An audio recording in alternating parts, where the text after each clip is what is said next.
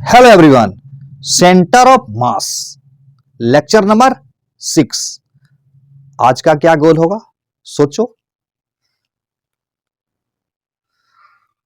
आज का गोल है motion of centre of mass, यानी सेंटर ऑफ मास के मोशन के बारे में पढ़ेंगे। सेंटर ऑफ मास का motion means position of centre of mass, velocity of centre of mass, acceleration of centre of मास। एक एक करके हम लोग ध्यान से पढ़ेंगे। आज का लेक्चर और मजेदार होने वाला है। हेनरी टेन नोट्स को साथ में रखोगे और कॉपी पेन लेके बैठोगे। तो स्टार्ट करता हूं। सबसे पहले बात करेंगे पोजीशन ऑफ सेंटर ऑफ मास, जो ऑलरेडी हम लोग पहले से पढ़ चुके हैं। तो आज स्टार्ट होगा mainly velocity of centre of mass and acceleration of centre of मास। एक एक करके तीनों को हम लोग समझते हैं। तो सबसे पहले पोजीशन ऑफ सेंटर ऑफ मास, ये तो हम लोग पहले भी पढ़ चुके हैं। चलो एक बार और याद दिला देता हूं। Position of centre of mass क्या चीज से डिनोट करते हैं? आर सेंटर ऑफ मास से। Very good. क्या लिखते थे हम लोग? m1 r1 plus m2 r2 dot dot dot dot dot dot dot dot mn rn, जहां m1 m2 m3 मास है और r1 r2 r3 ये सब उसका पोजीशन वेक्टर है। यस। और डिवाइड क्या करते थे हम लोग? m1 टोटल मास से डिवाइड कर देते थे। ये तो हम लोग ऑलरेडी जानते हैं। अब सवाल उठता है कि वेलोसिटी ऑफ सेंटर ऑफ मास कैसे निकालेंगे? तो हम लोगों को पता है कि वेलोसिटी ऑफ सेंटर ऑफ मास जो होता है वो पोजीशन ऑफ सेंटर ऑफ मास को डिफरेंशिएट करेंगे तो आ जाएगा। यस, यानी पोजीशन को अगर डिफरेंशिएट कर दे तो वेलोसिटी मिल जाता है। यानी इसको डिफरेंशिएट करेंगे, m1 तो कांस्टेंट है, r1 को डिफरेंशिएट करेंगे तो क्या मिल जाएगा? v1 मिल जाएगा। और r2 को डिफरेंशिएट करेंगे तब v2 मिल जाएगा। ऐसे करके dot dot dot dot dot mn और rn को डिफरेंशिएट करेंगे तो vn मिल जाएगा। और डिवाइडेड बाय ये सब तो कांस्टेंट है, m1 प्लस m2 और dot dot dot dot dot mn। Very good. तो ये हो गया मेरा वेलोसिटी ऑफ सेंटर ऑफ मास। लेकिन एक बात यहां समझने वाली है। क्या? देखो ये क्या बन गया? ये यस, ये बन गया मोमेंटम, मास इंटू वेलोसिटी। ये क्या बन गया? ये भी बन गया मोमेंटम। अच्छा, तो इसको ऐसे लिख सकते हैं, मोमेंटम पहला पार्टिकल का p1 plus p2 dot dot dot dot dot pn और डिवाइडेड बाय सारा मास को एक जगह लिख दूं, m लिख देता हूं। तो एक तरह से सिस्टम का जितना भी पार्टिकल था सबका मोमेंटम को जोड़ दिए। तो इसको ऐसे लिख सकते हैं, मोमेंटम सिस्टम का p system divided by total mass. ये हो गया वेलोसिटी ऑफ सेंटर ऑफ मास। अब हम लोग देखेंगे एक्सलरेशन ऑफ सेंटर ऑफ मास। पहले बेसिक फार्मूला देख लेते हैं। तो एक्सलरेशन ऑफ सेंटर ऑफ मास हम लोगों को पता है क्या होता है? क्या होता है? वेलोसिटी ऑफ सेंटर ऑफ मास को डिफरेंशिएट कर देंगे। Yes, very good. तो निकल जाएगा एक्सलरेशन ऑफ सेंटर ऑफ मास। एकदम बेसिक कॉन्सेप्ट को समझना जरूरी है।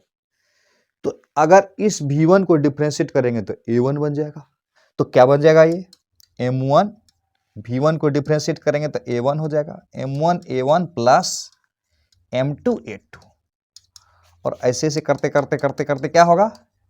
mn mn an divided by total mass m1 plus m2 plus dot dot dot dot mn।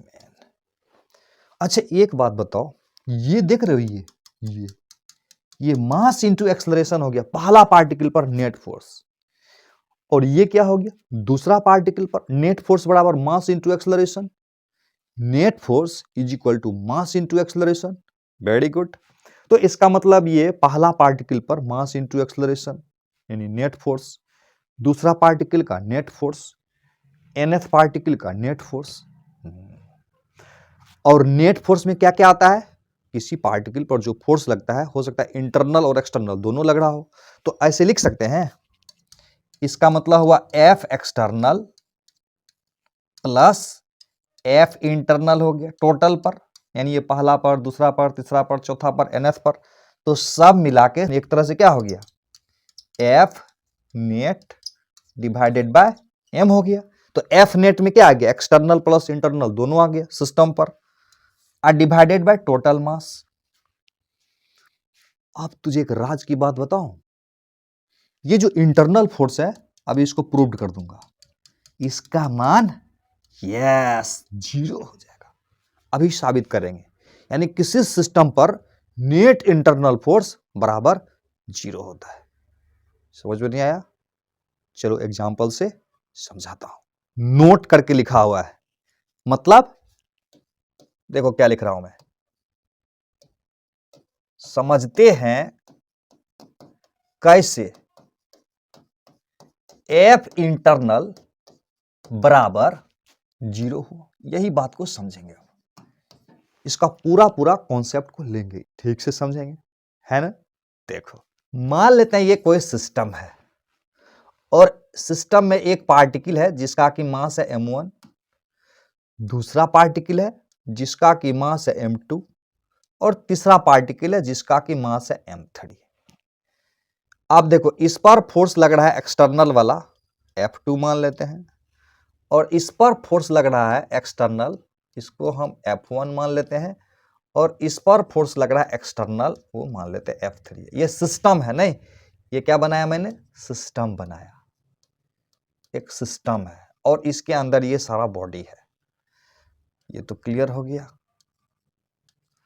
अब देखो ये सारा सिस्टम से बाहर एक्सटर्नल फोर्स हुआ, बाहर से कोई लगा रहा है सिस्टम पर फोर्स। अब एक बात समझो, हम लोग जानते हैं ये बॉडी के बीच में भी फोर्स ऑफ इंटरेक्शन होगा, इसके बीच में भी फोर्स ऑफ इंटरेक्शन होगा, इसके बीच में भी फोर्स ऑफ इंटरेक्शन होगा, उसको बोलते हैं इंटरनल फोर्स। अब देखो इस पर जो ये फोर्स लगाएगा उसको हम बोलते हैं फोर्स ऑन 1/2 लिख देता हूं, और इधर इस पर जो फोर्स लगेगा उसको लगता हूं मैं फोर्स ऑन 2/1। Very good. अब देखो ये वाला इस पर लगाएगा तो फोर्स ऑन 1/3, और इधर ये वाला इस पर फोर्स लगाएगा, मास के बीच में अट्रैक्टिव फोर्स होता है ना, उसी को लिख रहे हैं, इंटरनल फोर्स बोलेंगे। तो फोर्स ऑन 3/1 हो गया। अब देखो इन दोनों के बीच में भी फोर्स लग रहा है, तो ये इसको क्या लिखेंगे बोलो, फोर्स ऑन 2/3 लिखेंगे। इस पर इधर लगेगा, इसको क्या लिखेंगे, फोर्स ऑन 3/2 लिखेंगे।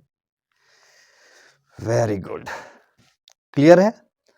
हम लोग एक बात अच्छी तरह से जानते हैं, देखो ये जो इन दोनों के बीच जो फोर्स लग रहा है, force on 1/2 is equal to force on 2/1 होगा क्या, नहीं, मैग्नीट्यूड में बराबर होगा, डायरेक्शन में अपोजिट होगा, माइनस लगा देंगे। यानी इस पर इधर फोर्स लग रहा है और इस पर इधर लग रहा है, दोनों मैग्नीट्यूड में बराबर होगा और डायरेक्शन में अपोजिट होगा। ये इंटरनल फोर्स का कैरेक्टर है, हर चीज का कैरेक्टर होता है, तुम्हारा भी कैरेक्टर होगा, ये उसका कैरेक्टर है, यूनिवर्सल लॉ है, न्यूटन साहब ने प्रूव किया है इसको।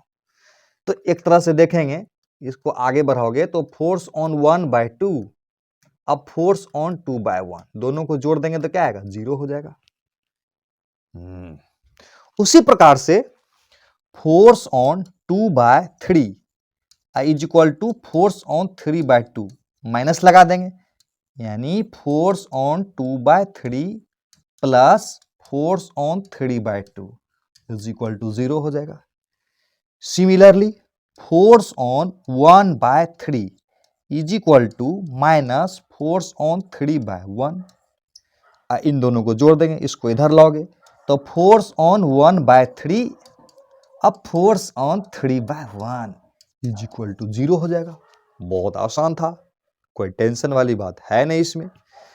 अब देखो ए सेंटर ऑफ मास क्या होता है, ए सेंटर ऑफ मास होता है m1 a1 plus m2 a2 plus m3 a3, ये फॉर्मूला हुआ। और divided by total mass m1 plus m2 plus m3। यहाँ 3 ही मास है ना, तो 3 ही कर लेंगे ना, समझ में आ रहा है ना, डॉट डॉट n तक तो करेंगे नहीं। ये क्या हो गया,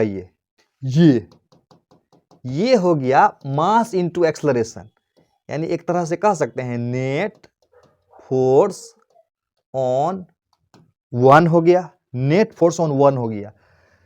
और ये क्या हो गया, नेट फोर्स बराबर मास इनटू एक्सलरेशन होता है ना, तो ये क्या हो गया, नेट फोर्स ऑन 2 मतलब m2। क्लियर है? चलो यहां लिख देता हूं मैं, नेट फोर्स ऑन 1 बराबर क्या होगा, नेट फोर्स ऑन 1, तो देखो एक है ये F1, एक है F1, अब प्लस एक है फोर्स ऑन 1/2, अब फोर्स ऑन 1/3, ये हो गया net force on 1। Very good. उसी प्रकार से नेट फोर्स ऑन 2 क्या करेंगे, तो एक तो एक्सटर्नल वाला F2 है, ये वाला F2 प्लस देखो दूसरा पर पहला के कारण फोर्स लग रहा था और दूसरा पर तीसरा कारण फोर्स लग रहा है, तो यानी फोर्स ऑन 2/1 हो जाएगा और फोर्स ऑन 2/3 हो जाएगा। अब प्लस अब थर्ड पर ये है net force on third body, third point, third mass जो कहो, तो सबसे पहले तो F3 हुआ, अब प्लस फोर्स ऑन 3/1 अब फोर्स ऑन 3/2 और डिवाइडेड बाय टोटल मास कर देंगे m1 plus m2 plus m3 कर दिए। इसको टोटल मास को, इसी को ना हम लोग m लिखे थे, चलो इसको फिर से देख लेते हैं। अब देखो F1 plus F2 plus F3, इसको एक जगह रख देते हैं। अब देखो इधर क्या क्या आया, देखो फोर्स ऑन 1/2 आया, फोर्स ऑन 1/3 आया, दोनों ले लिए। अब इसमें देखो फोर्स ऑन 2/1 लिए, फोर्स ऑन 2/3 ले लिए। अब क्या बच गया, फोर्स ऑन 3/1 हुआ, अब फोर्स ऑन 3/2 हुआ और डिवाइडेड बाय टोटल मास को m लिख देता हूं। तो एक तरह से हुआ कि नहीं हुआ, F एक्सटर्नल हुआ, ये हुआ ना एक्सटर्नल फोर्स नेट, बिल्कुल हुआ। और ये सब क्या हुआ, ये सब इंटरनल फोर्स है नहीं, तो ये हो गया ना F इंटरनल, ये तो क्लियर हो गया, डिवाइडेड बाय टोटल मास। यहां तक तो क्लियर है, लेकिन F इंटरनल बराबर 0 होगा, ये कहां दिखाए तुमको, ये देख लेते हैं। तो जैसे देखो फोर्स ऑन 1/2 और फोर्स ऑन 2/1 ये दोनों मिलाकर 0 हो जाएगा, यानी ये दोनों को कैंसिल कर देगा, यानी फोर्स ऑन 1/2 अब फोर्स ऑन 2/1 ये एक दूसरे को कैंसिल करके 0 कर देगा, यानी दोनों मिलाकर 0 हो जाएगा। अब देखो फोर्स ऑन 1/3 अब फोर्स ऑन 3/1 ये भी एक दूसरे को जोड़ के 0 कर देगा। अब फोर्स ऑन 2/3 अब फोर्स ऑन 3/2, अच्छा तो ये सब तो 0 हो गया। तो इसका मतलब ये इसका वैल्यू 0 हो गया, 0। तो क्या बचा, तो सिर्फ यही बचा ना, F external divided by m। Clear हो गया, यहां तक तो ठीक है, वेरी गुड। नेक्स्ट, तो इसको ध्यान से समझना। अभी हम लोग क्या देखे थे, v सेंटर ऑफ मास यानी velocity of centre of mass is equal to लाए थे p सिस्टम यानी linear momentum of system divided by m लाए थे, और क्या लाए थे, a centre of mass is equal to F external divided by m लाए थे, लाए तो थे। अब इन दोनों का क्या मतलब हुआ, चलो इन दोनों को ऐसे सीधा सीधी करके लिख देता हूं मैं। P is equal to m into भी पहले से पढ़े हुए हम लोग, तो इसका मतलब ये जो P होता था ना, P टोटल सिस्टम का लेंगे, अगर लीनियर मोमेंटम सिस्टम का लेंगे तो वेलोसिटी सेंटर ऑफ मास का लेंगे, यस, यानी टोटल मोमेंटम बराबर m इंटू भी centre of mass. Very good. अब यहां से देखो F एक्सटर्नल, हम लोग न्यूटन्स लॉ में क्या पढ़े थे, net force is equal to mass into acceleration. इसका मतलब हुआ वो जो नेट फोर्स था ना वो एक्सटर्नल फोर्स था, और बराबर m into A centre of mass. यानी इसका मतलब हुआ कि सेंटर ऑफ मास के का एक्सेलरेशन के लिए सिर्फ एक्सटर्नल फोर्स जिम्मेवार है। यानी इंटरनल फोर्स का एक्सेलरेशन ऑफ सेंटर ऑफ मास में कोई रोल नहीं है। Very good. इसको ऐसे भी लिख सकते हो, F बराबर dp बटा dt भी पढ़े थे हम लोग, तो इसका मतलब dp यहां सिस्टम का हो जाएगा लीनियर मोमेंटम और divided by dt। Yes yes, इसका मतलब ये हुआ कि सेंटर ऑफ मास के एक्सेलरेशन को सिर्फ और सिर्फ एक्सटर्नल फोर्स प्रभावित करेगा, यानी अफेक्ट करेगा। यस, तो इसका मतलब only external force affect the acceleration of centre of mass, यानी motion of centre of mass. याद रखना, internal force does not play any role in the motion of centre of mass. फंडा clear है? चलो इसको लिख देता हूं, हिंदी में लिख देता हूं ताकि समझने में दिक्कत नहीं होगा। इससे साबित होता है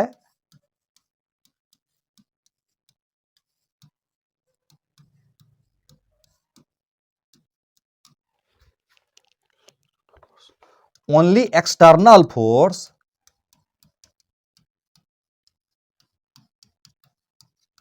affect affect the motion बोले तो यहां एक्सेलरेशन से है,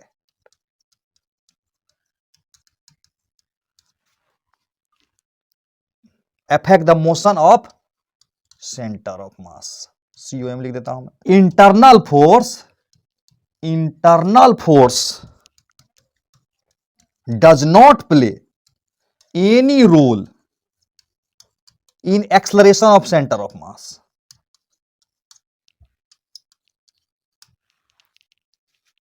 फंडा एकदम क्लियर? यस। अब देखो, अब ये बात समझो बढ़िया से, अगर इफ एफ एक्सटर्नल बराबर 0, यानी एक्सटर्नल फोर्स 0 हो जाए, एक्सटर्नल फोर्स 0 हो जाएगा तो क्या हो जाएगा, ए सेंटर ऑफ मास यानी एक्सेलरेशन ऑफ सेंटर ऑफ मास 0 हो जाएगा।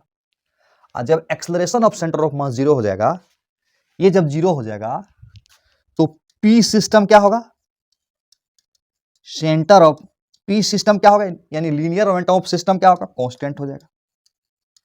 अब पी कांस्टेंट मतलब VCM constant. Yes, velocity of centre of mass constant. अब velocity of centre of mass constant का मतलब, velocity of centre of mass constant का मतलब सेंटर ऑफ मास पहले जितना वेलोसिटी से मूव कर रहा था बाद में भी उतने वेलोसिटी से मूव करेगा, यानी एक्सटर्नल फोर्स नहीं लगेगा। तो यानी इंटरनल फोर्स के कारण सेंटर ऑफ मास के वेलोसिटी पर कोई फर्क नहीं पड़ेगा, ये तो पहले ही समझ चुके हैं। अगर एक्सटर्नल फोर्स भी नहीं लगे, यस, तो क्या होगा, सेंटर ऑफ मास का वेलोसिटी जैसे था पहले वैसे ही रहेगा। कहते हैं कि सवाल ही जवाब होता है, तो ये तीनों सवाल हर सवाल का जवाब हो जाएगा, यानी फंडा को पूरा क्लियर कर देगा। तो ध्यान से देखो, ये है V1 और ये है V2, एक बॉडी है, इसका मास मान लेते हैं M1 है और इसका मास M2 है। एक सिचुएशन में ये है, तो यहां पर मान लेते हैं सेंटर ऑफ मास है, तो इस सेंटर ऑफ मास का वेलोसिटी हमको जानना है। इसमें भी होगा, मान लेते हैं यहां पर है सेंटर ऑफ मास, तो इस सेंटर ऑफ मास का वेलोसिटी इसमें भी जानना है मुझको। और यहां पर भी देखो, सेंटर ऑफ मास 3 kg के नजदीक में होगा, तो मान लेते हैं सेंटर ऑफ मास यहां पर, तो यहां पर भी सेंटर ऑफ मास का वेलोसिटी जानना है। तो सवाल है कैसे निकालेंगे, तो फॉर्मूला हम लोग क्या लिखे थे, M1 V1 plus M2 V2 divided by M1 plus M2।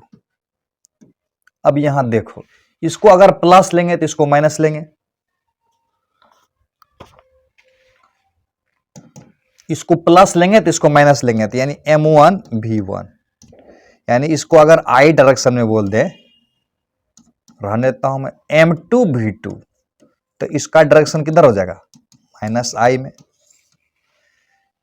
Divided by M1 plus M2, तो यहां से क्या निकलेगा, M1 V1 minus M2 V2 divided by M1 plus M2।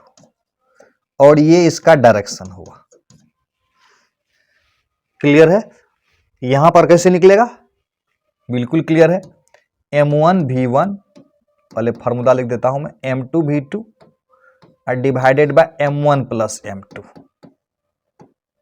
बहुत अच्छा। तो क्या हो जाएगा यहां पर? इसका मास m1 है और इसका मास m2 है। क्लियर है? m1v1, v1 में i लगा देंगे, बहुत बढ़िया। m2 v2, v2 में भी i लगा देंगे, क्योंकि इसका डायरेक्शन, इसको इधर x एक्सिस इधर y एक्सिस मान लेते हैं, तो इधर जो रहेगा उसको प्लस i, इधर जो रहेगा उसको माइनस i। सिंपल सी बात है। Divided by m1 plus m2। तो यहां हो जाएगा m1v1 plus m2v2, i common ले लेते हैं, और divided by m1 plus m2, i आ गया कॉमन। खुद से ट्राई करो तो इसको, velocity of centre of mass क्या होगा? बन जाएगा ना, m1 3 kg है, v1 हुआ 2 और डायरेक्शन हुआ i। इसका m2 हो गया 2 kg, अब वेलोसिटी हो गया 4, डायरेक्शन हो गया i, divided by 3 plus 2 5 kg। इस प्रकार से कितना होगा? 6 प्लस 8, 8 से 14, 14 बाय 5, डायरेक्शन हो गया i, मीटर पर सेकंड में है। 5 दूना 10, 4 5 8 40 मीटर पर सेकंड हुआ। इतना मैग्नीट्यूड हुआ, डायरेक्शन हो जाएगा ये। क्लियर है ना? ठीक से देख लो राइट साइड में, तभी कवर हो गया था, अब दिख रहा है क्लियर। तो इतना से फंडा क्लियर हो गया होगा। अब क्या करेंगे? Problem practice. तो अगला एक क्वेश्चन है, नीट में भी पूछा हुआ है, जेईई में भी पूछा हुआ है। तो अब क्या करेंगे? प्रॉब्लम प्रैक्टिस, यानी सवाल ही जवाब है, हर सवाल का जवाब है प्रॉब्लम प्रैक्टिस। वीडियो पॉज करके खुद से ट्राई करोगे। नीट 2010 में पूछा हुआ है और दूसरा है जेईई मेन 2002 में पूछा हुआ है, 2 बार पूछा हुआ है। क्वेश्चन को पढ़ो ध्यान से। Two identical particle move towards each other with velocity 2v and v। देखो, टू आइडेंटिकल मतलब दोनों का मास बराबर होगा। बहुत अच्छा। 2v and v वेलोसिटी से मूव कर रहा है एक दूसरे की तरफ। The velocity of centre of mass क्या होगा? बोलो। इधर की तरफ जा रहा है एक 2v से और इधर की तरफ आ रहा है v से, तो यहां कहीं सेंटर ऑफ मास होगा, बीच में होगा सेंटर ऑफ मास। तो इसी सेंटर ऑफ मास का वेलोसिटी निकालना, निकल जाएगा। बहुत आसान है। इसको अगर प्लस लोगे m इंटू, इसको अगर प्लस लोगे 2v, तो इसको लोगे माइनस m इंटू v कर देंगे, divided by m plus m is equal to 2 है। ये तो बहुत आसान है ना। 2mv में से mv जाएगा तो एक mv बचेगा और डिवाइडेड बाय 2m, यानी v बाय 2। यस, बहुत आसान था, इसमें कोई बड़ा चीज नहीं था, तुम बना सकता था, है ना। नेक्स्ट देखते हैं। आगे बढ़ने से पहले हम लोग थोड़ा सा कॉन्सेप्ट सीख लेते हैं, मजा आ जाएगा। ध्यान से देखोगे। ये क्या है? बोल रहा है एक पुली है और पुली से 2 बॉडी अटैच है स्ट्रिंग के थ्रू। तो सवाल में बोल रहा है कि सेंटर ऑफ मास का एक्सेलरेशन बताओ। m1 ज्यादा है और m2 कम है, तो ये नीचे गिरेगा, ये ऊपर जाएगा। सेंटर ऑफ मास का एक्सेलरेशन क्या होगा, ये निकालना है। कैसे निकालेंगे? ए सेंटर ऑफ मास का फॉर्मूला क्या होगा? m1 a1 plus m2 a2 divided by m1 plus m2। बहुत बढ़िया। m1 a1 को, ये a1 हुआ और ये a2 हुआ। a1 नीचे की तरफ है, मैग्नीट्यूड में a है, डायरेक्शन में नीचे है, a माइनस जे कर देते हैं। m2 a2 की जगह a और डायरेक्शन हो गया ऊपर की तरफ, I divided by m1 plus m2। Minus J common ले लेते हैं, छोड़ो। m1a minus m2a divided by m1 plus m2। Minus J को कॉमन लिया, ए को भी कॉमन ले लेते हैं, है ना। m1 minus m2 divided by m1 plus m2। यहां हुआ a और डायरेक्शन में हुआ माइनस जे। तो सवाल उठता है कि ये ए कैसे निकलेगा। ये तो हम लोग न्यूटन्स लॉ में पढ़े थे ए कैसे निकाला जाता है। आगे भी ट्रिक बताऊंगा, फिलहाल तो नीचे लगेगा m1g और इधर नीचे लगेगा m2g। जानते हो ए बराबर क्या होगा, याद कर लेना। ए बराबर एक्सलरेशन बराबर होता है नेट फोर्स बटा टोटल मास। क्या होता है, नेट फोर्स बटा टोटल मास। नेट फोर्स का मतलब याद रखना चलाने वाला फोर्स, यानी ए बराबर चलाने वाला फोर्स माइनस रोकने वाला फोर्स।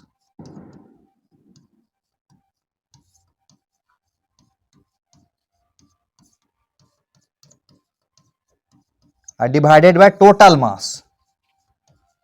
टोटल मास यानी नेट फोर्स बटा टोटल मास। नेट फोर्स मतलब चलाने वाला फोर्स माइनस रोकने वाला फोर्स, तुरंत आ जाएगा। अब देखो इन दोनों में चलाने वाला कौन है, mg है चलाने वाला, और ये क्या है रोकने वाला m2g। m1g है चलाने वाला, m2g है रोकने वाला। तो नेट फोर्स क्या हो गया m1g minus m2g divided by total mass. यानी ए बराबर क्या हो जाएगा, ए बराबर नेट फोर्स m1g चलाने वाला और रोकने वाला m2g, net force divided by total mass. अब इसका वैल्यू यहां रख देंगे,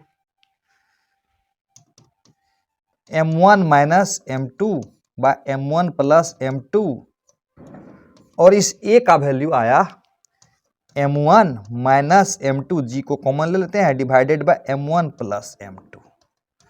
यहां तो g रहेगा g, यहां ये इसका वैल्यू लिखे हैं, इसका वैल्यू वहां से रख दिए सीधे, और ये माइनस j रहा। तो कुल मिला के ए सेंटर ऑफ मास कितना आया, ए सेंटर ऑफ मास कितना आया m1 minus m2 divided by m1 plus m2, इसका स्क्वायर इंटू जी। ये आया आंसर, देख रहे हो सेम है ना। तो क्लियर हो गया फंडा। ये सवाल बना के थोड़ा सा कॉन्फिडेंस ले लेते हैं हम लोग। कॉन्फिडेंस मतलब ये भी तो देखें कि कितना मुझ में है दम। दम देखना है, दम। खुद से करो वीडियो पॉज करके। एक्सलरेशन ऑफ सेंटर ऑफ मास पूछ रहा है, इसका है 3 kg, इसका है 2 kg। दो तरीका से बना सकते हो। एक जो मैं कॉन्सेप्ट बताया उसको याद रख लोगे तो बल्ले बल्ले, जल्दी जल्दी बन जाएगा। पहले उसी को यूज करते हैं। A centre of mass, A centre of mass क्या देखे थे, m1 minus m2 divided by m1 plus m2 का होल स्क्वायर। इंटू हो जाएगा g बराबर 10 लेना है, तो m1 के स्थान पर डायरेक्शन हो जाएगा माइनस j। ये क्लियर है, जिधर बड़ा वाला बॉडी जाएगा ना वो होता है m1, और उधर ही जाएगा acceleration of centre of mass. याद रखना m1 इसका वैल्यू जिधर होगा ना, यानी ये वाला बॉडी जिधर जाएगा, ये वाला नीचे जा रहा है तो सेंटर ऑफ मास भी नीचे जाएगा, ध्यान रखना। तो m1 की जगह 3 माइनस 2, तो ये हो जाएगा 1 ऊपर में, 3 प्लस 2 बराबर 5 हो जाएगा, स्क्वायर कर देंगे, और यहाँ जी की जगह 10 ले लेंगे, डायरेक्शन हो गया माइनस जे। ये कितना हो गया, ये हो गया 1/25 और 10, डायरेक्शन हो गया माइनस जे। तो कुल मिला के कितना हो गया, 5 गुना 2 10 और 5 25 माइनस जे। यस आ गया ये वाला ने। अच्छा एक बात बताओ, अगर फॉर्मूला भूल जाते तो क्या करते, यस तो हमेशा फंडा को नहीं छोड़ना, कॉन्सेप्ट को कभी मत भूलना। तो कॉन्सेप्ट से बना सकते हैं, कैसे वो देखो। इसका एक्सलेशन को हम लोग नीचे मान लेते हैं ए, और इसका ऊपर मान लेते हैं। तो सबसे पहले ए बराबर निकाल लेना है हम लोग को, ए बराबर। तो देखो चलाने वाला फोर्स यहाँ पर कितना है 3g है, और यहाँ पर चलाने वाला रोकने वाला, ये रोकने वाला है 2g। तो चलाने वाला माइनस रोकने वाला, नेट फोर्स हो गया चलाने वाला माइनस रोकने वाला, 3 में से 2 गया तो 1 g, और टोटल मास 5। ये हो गया एक्सलरेशन हम लोग का नीचे की तरफ नहीं। तो g का भी मान रख दो 10/5 बराबर 2, यानी 2 मीटर पर सेकेंड स्क्वायर एक्सलरेशन है इसका और इसका, इसका नीचे की तरफ, इसका ऊपर की तरफ। तो एक्सलरेशन ऑफ सेंटर ऑफ मास बोलेगा तो क्या करेंगे, नीचे की तरफ देखते हैं, नीचे की तरफ m1 a1 2, ये 3 है और a बराबर 2 है, तो 3 दूना 6 हो गया, 6 हो गया माइनस जे, प्लस M2 है 2 और A2 बराबर भी 2 आया, 2 दूना 4 हो गया, 4 हो गया जे के तरफ, और डिवाइडेड बाय टोटल मास कितना हो गया 5, तो कितना आया, ये हो गया -2/5 जे, इस जे और को सेटिंग करोगे तो 2/5 मैग्नीट्यूड है, डायरेक्शन माइनस जे, यस आ गया। मतलब क्या हुआ, डायरेक्ट भी याद रखना है और जरूरत पड़े तो कॉन्सेप्ट से भी बना सकते हैं हम लोग। समझ में आ गया बात, मजा आया। अब क्या करेंगे, अब कुछ और सवाल को बना के देखेंगे। ये सवाल देखो, जेईई मेन 2017 में पूछा हुआ है, खुद से ट्राई करना है वीडियो को पॉज करके। सेंटर ऑफ मास का एक्सप्रेशन पूछ रहा है, कहता है ABCD 4 पार्टिकल है, MA बराबर M है, MB बराबर 2M है और MC बराबर 3M है और MD बराबर 4M है। यहां पर ABCD, MA बराबर M है, यहां का मास M है, MB बराबर 2M है, MC बराबर 3M है, MD बराबर 4M है ना, 4M, यहां 4M है। तो एक्सेलरेशन ऑफ सेंटर ऑफ मास, तो हम लोग के पास फॉर्मूला है, उसी से बना सकते हैं।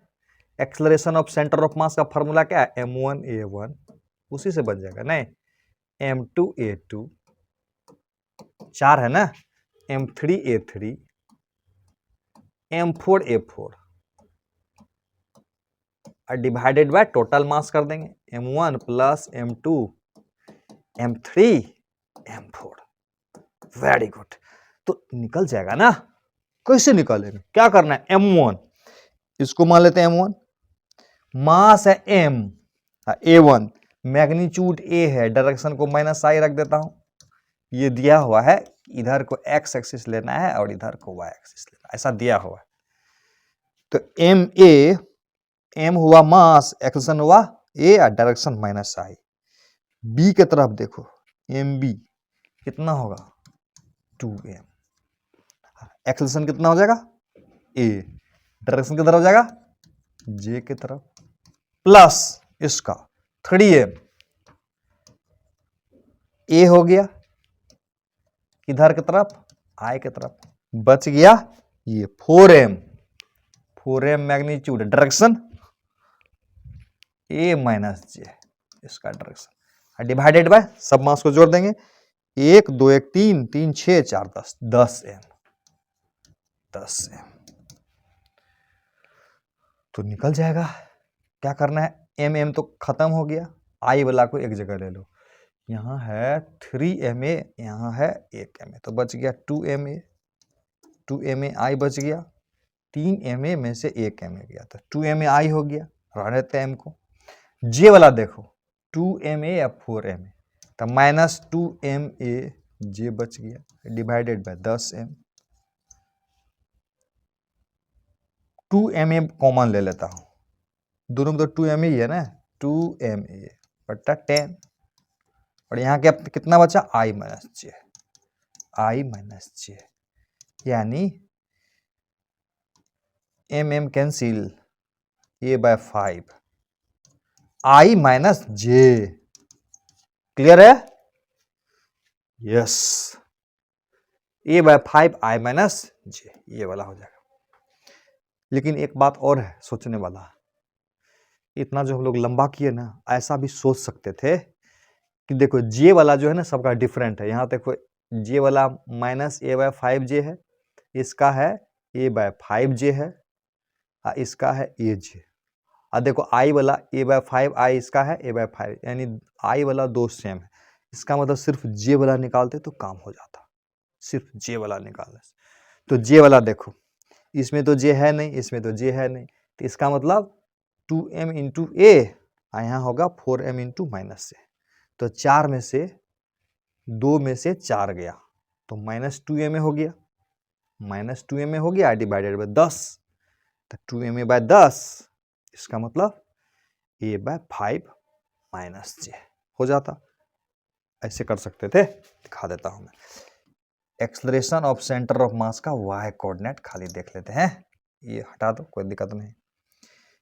तो ये 0 है, ये 0 है, यहां लिख देंगे 2m इंटू हो जाता ए, इसका कितना होता 4m हो जाता माइनस ए न 4m माइनस ए, ऊपर प्लस लिए नीचे माइनस लिए, divided by 10m total mass कर देते तो 2 में से 4 गया तो माइनस 2m ए बटा 10m, मतलब माइनस ए बाय 5, जे वाला है माइनस ए बाय 5, यानी ए नंबर ऑप्शन। ऐसे भी आ सकता था, तो थोड़ा थोड़ा चतुर बनना पड़ता है कभी कभी, समझ में आ रहा है। नेक्स्ट देखो, ये सवाल देखो ध्यान से, पूछ रहा है कि सेंटर ऑफ मास का वेलोसिटी बताओ। पहले वीडियो को पॉज करके खुद से ट्राई करोगे, उसके बाद जो मैं बताऊंगा उसको ध्यान में रख के फिर से बनाओगे। क्वेश्चन में कह रहा है कि 2 बॉडी है, एक है 6 kg का, दूसरा है 4 kg का। ध्यान से देखो, उसका वेलोसिटी एक का इतना है, दूसरे का इतना है, then the velocity of their centre of mass क्या होगा। समझ में आ रहा है? तो सोचने वाली बात यह है कि कौन सा ऑप्शन होगा। ये तो कोई सोचने वाली बात हुई नहीं, तो सोचने वाली बात यह है कि कैसे बनाया जाएगा जल्दी में। कैसे जल्दी में, जल्दी बनाने का तरीका है, देखो यहां भी 8k है, यहां भी 8k है, यहां भी 8k है, यहां भी 8k है। जब सब में 8k है ही तो फिर k वाला कंपोनेंट निकाल के क्या फायदा, कोई फायदा नहीं। तो इसका मतलब सिर्फ ij वाला निकाल देंगे तो काम हो जाएगा। यस, यही तो सोचने वाली बात थी। यानी वेलोसिटी ऑफ सेंटर ऑफ मास का फॉर्मूला होता है m1v1 plus m2v2 divided by m1 plus m2, ये फॉर्मूला होता है बिल्कुल। तो सिर्फ ij वाला को लो ना, बाकी को छोड़ दो। m1 कितना है 6 kg, अब v1 की जगह क्या रख दोगे 5 माइनस 2 लिख देता हूं मैं, 5i minus 2j, m1 v1 हो गया plus m2 v2, m2 v2 m2 v2 m2 m2 का मान है 4 kg। अब v2 की जगह 10i minus 2j, 10i minus 2j, के वाला को क्या किया छोड़ दिया। क्यों छोड़ दिया, क्योंकि अंतिम में उसका 8k आना ही था ना, या तो ये वाला प्लस 8k आएगा या तो माइनस 8k आएगा, कुछ भी आएगा तो हमारा आंसर से कोई फर्क नहीं पड़ेगा। क्यों, क्योंकि माइनस 8k आएगा तो देखते हैं समझ में आ जाएगा जब ऑप्शन आएगा तब, आंसर आएगा तब। तो m1 प्लस m2 6 4 10 हो गया, यहां पर देखो 6 5 30 आई नहीं 30i minus 12j plus 40i 10 चौका 40 माइनस 8j डिवाइडेड बाय 10, 40 30 70 आया, 70i और 12 8 20j डिवाइडेड बाय 10, तो कितना आ गया 7i माइनस 2j आया। 7i माइनस 2j यहां तो है नहीं, यहां तो प्लस 2j है, तो ये वाला हो गया। ये निकालने का कोई जरूरत नहीं है। ये देखो ध्यान से, खुद से ट्राई कर लोगे तो ये रहा होमवर्क, बना के भेजोगे। अब मिलते हैं अगले क्लास में, तब तक के लिए बाय बाय।